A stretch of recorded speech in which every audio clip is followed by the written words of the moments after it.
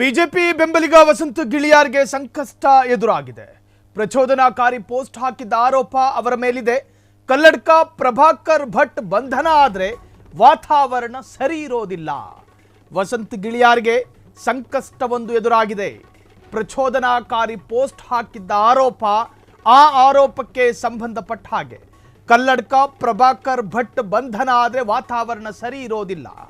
ಕಲ್ಲಡ್ಕರನ್ನ ಮುಟ್ಟಿ ಗೆದ್ದವರಿಲ್ಲ, ಸೋತವರೇ ಎಲ್ಲ. ಬಂಧನ ಮಾಡಿದ್ದೇ ಆದಲ್ಲಿ ರಾಜ್ಯದಲ್ಲಿ ಕಿಡಿ ಹಚ್ಚಿದಂತಾಗುತ್ತೆ. ಹಾಗಾಗಿ ಆ ಸಾಹಸಕ್ಕೆ, ಆ ರಿಸ್ಕಿ ಜಾಬಿಗೆ ಕೈ ಹಾಕೋದಕ್ಕೆ ಹೋಗಬೇಡಿ, ಏನು ಬೇಕಾದರೂ ಆದೀತು ಎಂದು ವಸಂತ ಗಿಳಿಯಾರ್ ಪೋಸ್ಟು, ವಸಂತ ಗಿಳಿಯಾರ್ ಬಂಧನಕ್ಕೆ ಹೆಚ್ಚಿದ ಜನಾಗ್ರಹ. ಮಂಗಳೂರು ಶಾಂತ ರೀತಿಯಲ್ಲಿರಬೇಕು ಅಂತ ಹೇಳಿ ಅಲ್ಲಿನ ಕಮಿಷನರು ದಿನಕ್ಕೊಂದೊಂದು ಸೂತ್ರಗಳನ್ನು ಪ್ರಯೋಗ ಮಾಡ್ತಿರ್ಬೇಕಾದ್ರೆ ಆ ಕರಾವಳಿಯ ನಾಗರಿಕನಾಗಿ ಈ ತರಹದ್ದೊಂದು ಪೋಸ್ಟ್ ಹಾಕಬಹುದಾ? ಕರಾವಳಿ ಅನ್ನೋದು ಅತ್ಯಂತ ಸೂಕ್ಷ್ಮವಾದ ಪ್ರದೇಶ. ಧರ್ಮದ ವಿಚಾರದಲ್ಲಿ ಕಲಹಗಳು, ಕಾಳಗಗಳು ನಡೀತಿರ್ತಕ್ಕಂತಹ ಪ್ರದೇಶ ಅದು.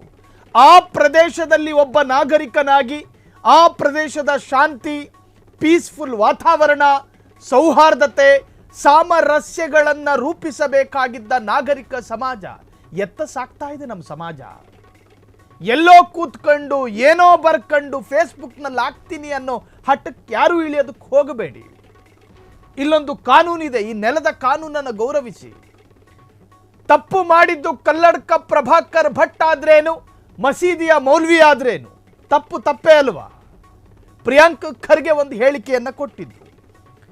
ಯಾರು ಏನೇ ಮಾಡಿದ್ರು ಪಥಸಂಚಲನವನ್ನ ನಿಲ್ಲಿಸೋದಕ್ಕೆ ಸಾಧ್ಯ ಇಲ್ಲ ಅಂತ ಹೇಳಿ ಕಲ್ಲಡ್ಕ ಪ್ರಭಾಕರ್ ಭಟ್ಟರವರ ಹೇಳಿಕೆಗೆ ಕೌಂಟರ್ ರೂಪದಲ್ಲಿ ಪ್ರಿಯಾಂಕ್ ಖರ್ಗೆ ಒಂದು ಮಾತನ್ನು ಹೇಳ್ತಾರೆ.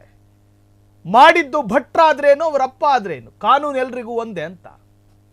ಅದಾದ ನಂತರ ಪುತ್ತೂರಿನ ಕಾರ್ಯಕ್ರಮವೊಂದರಲ್ಲಿ ಕಲ್ಲಡ್ಕ ಪ್ರಭಾಕರ್ ಭಟ್ಟರು, ನಾವು ಹೆಚ್ಚು ಮಕ್ಕಳನ್ನ ಮಾಡಬೇಕು, ನಮ್ಮ ಪಕ್ಕದ ಮನೆಯವರೆಲ್ಲರೂ ಕೂಡ 7-8 ಮಕ್ಕಳನ್ನ ಹೆರ್ತಿದ್ದಾರೆ, ನಾವ್ಯಾಕೆ ಹೆರೋದಕ್ಕೆ ಸಾಧ್ಯ ಇಲ್ಲ ಅಂಥೇಳಿ ಅನ್ಯ ಧರ್ಮದ ಉದಾಹರಣೆಗಳನ್ನು ಕೊಟ್ಕೊಂಡು ಭಾಷಣ ಮಾಡ್ತಾರೆ.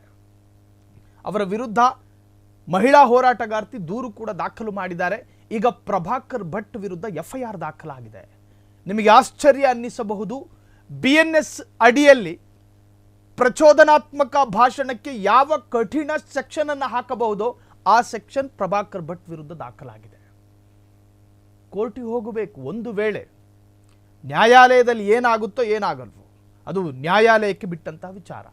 ಆದರೆ ಈ ಸೆಕ್ಷನ್ನ ಅಡಿಯಲ್ಲಿ ಕಠಿಣ ಶಿಕ್ಷೆಯಂತೂ ಇದೆ. ನ್ಯಾಯಾಲಯ ಅನುಮತಿಸಿದ್ರೆ, ಇಲ್ಲದಿದ್ರೆ ಕೋರ್ಟಿಗೆ ಅಲೆದಾಡುವಂತಹ ಪರಿಸ್ಥಿತಿ ಎದುರಾಗುತ್ತೆ. ಈ ಒಂದು ವಿಚಾರವನ್ನ ಉಲ್ಲೇಖ ಮಾಡ್ಕೊಂಡು ವಸಂತ ಗಿಳಿಯಾರ್ ಒಂದು ಪೋಸ್ಟ್ ಹಾಕ್ತಾರೆ. ಅದನ್ನ ನಾವು ಸ್ಕ್ರೀನ್ ಮೇಲೆ ರಿವೀಲ್ ಮಾಡಿದ್ದೀವಿ. ಏನಂತ ಬರೆದಿದ್ದಾರೆ? ಕಲ್ಲಡ್ಕ ಪ್ರಭಾಕರ್ ಭಟ್ ಎನ್ನುವ ವ್ಯಕ್ತಿಯನ್ನ ನೀವೇನಾದರೂ ಬಂಧಿಸಿದ್ದೇ ಆದಲ್ಲಿ, ಅಂದರೆ ಅವರು ಒಂದು ವಿವಾದಾತ್ಮಕ ಭಾಷಣ ಮಾಡ್ತಾರೆ, ಆ ಭಾಷಣಕ್ಕೆ ಸಂಬಂಧಪಟ್ಟ ಹಾಗೆ ಅವರ ವಿರುದ್ಧ ಕೇಸು ದಾಖಲಾಗುತ್ತೆ.